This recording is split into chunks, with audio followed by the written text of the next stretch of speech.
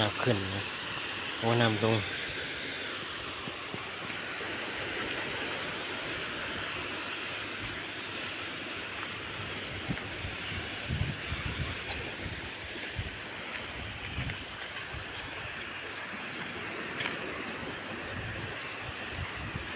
โอ้หาปูหินเนาะเยอะผ่านปลาโอ้น้ำใสดีเลย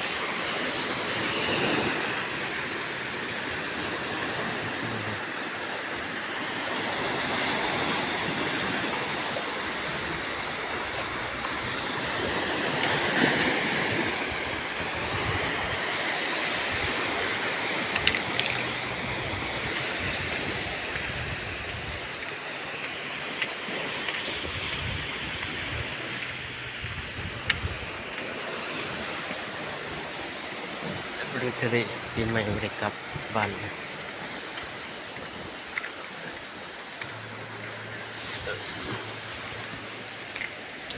ปลาเขาได้นี่สนามแบบนี้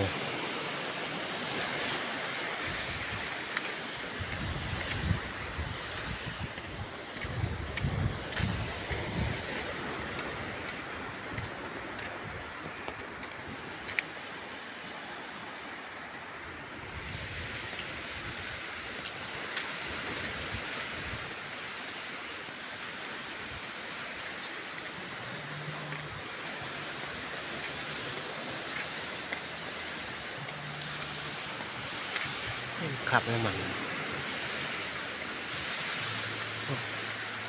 วันนี้ได้ปลาไปเขา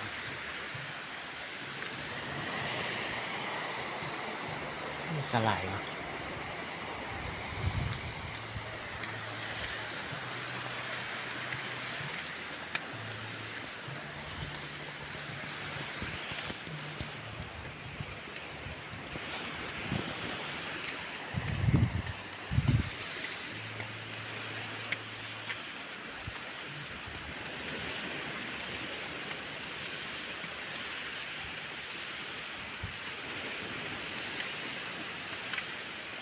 ปูนเจอน้ำเค็มกัดหมดแล้วเนาะ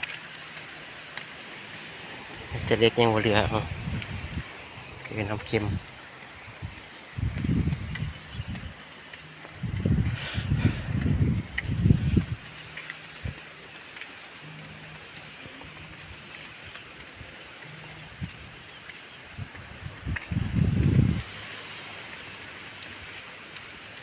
หายไปครึ่งนึง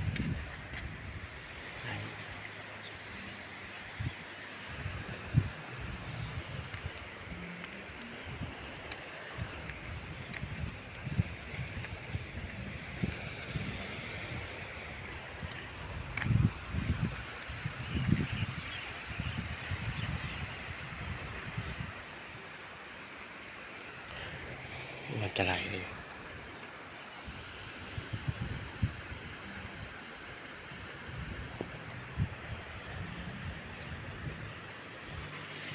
อันตรายด้วยหายไปครึ่งนึงเลยน้ำเค็มกัดนะ